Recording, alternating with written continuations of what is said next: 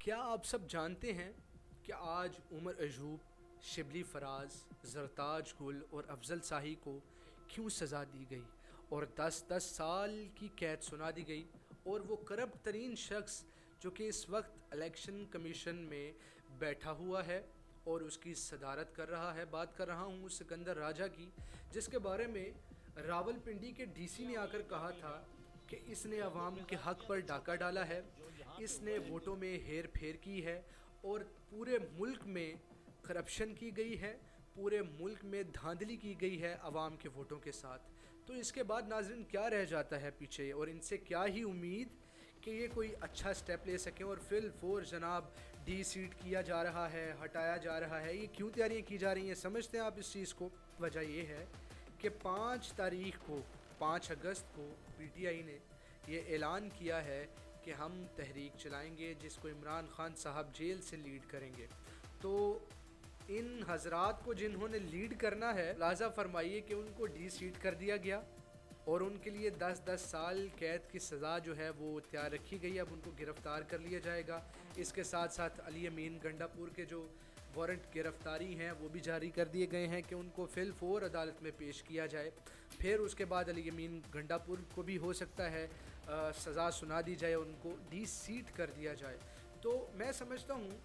کہ یہ جلد از جلد جو فیصلے کیے جا رہے ہیں ان کی کوئی وقت نہیں، اور عوام اس چیز کو لے کر ہرگز پریشان نہ ہوں، کیونکہ جیسے ان فیصلوں کی کوئی وقت نہیں، اور جیسے عمران خان صاحب کے خلاف سائفر کا مقدمہ کیا گیا، توشہ خانہ کیس کیا گیا اور نہ جانے نکاح عدت کیس کیا گیا، اور بوگس ترین مقدمے ثابت ہوئے یہ کہ جیسے ہی ٹرائل کورٹ سے اس کیس کو شفٹ کیا گیا، اس کو فی الفور جو ہے معطل کر دیا گیا اور کہا کہ اس کا نہ سر ہے نہ پیر ہے، یعنی کہ جج جو ہیں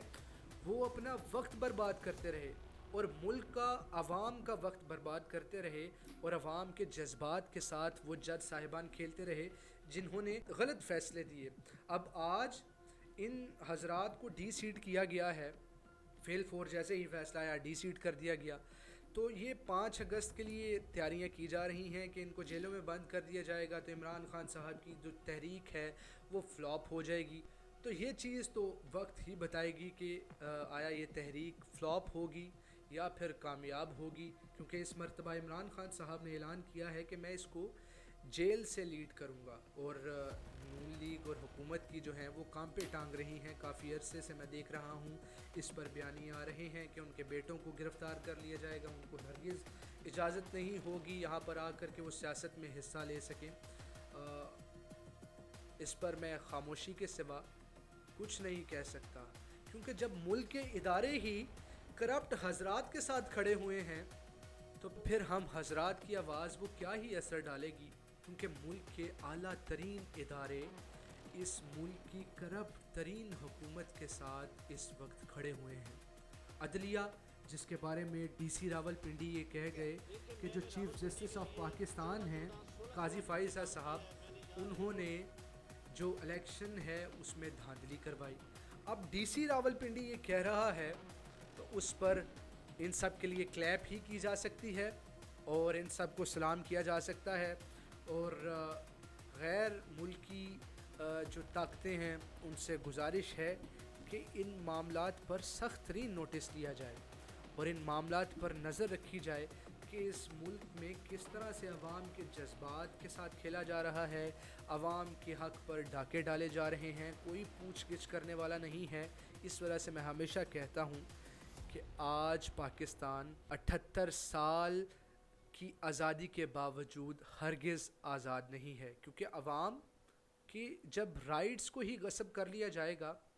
تو پھر پیچھے اس ملک میں کیا رہ جاتا ہے؟ نوجوان دوڑ دوڑ کے اس ملک سے باہر جا رہے ہیں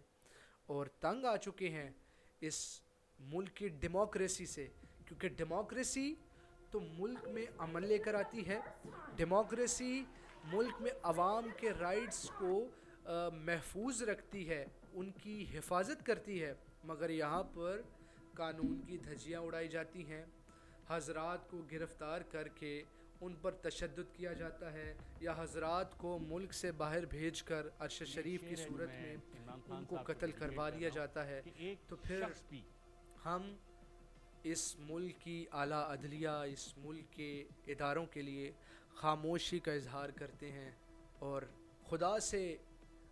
دعا کرتے ہیں کہ اللہ آپ سب کو پوچھے گا انشاءاللہ تعالی۔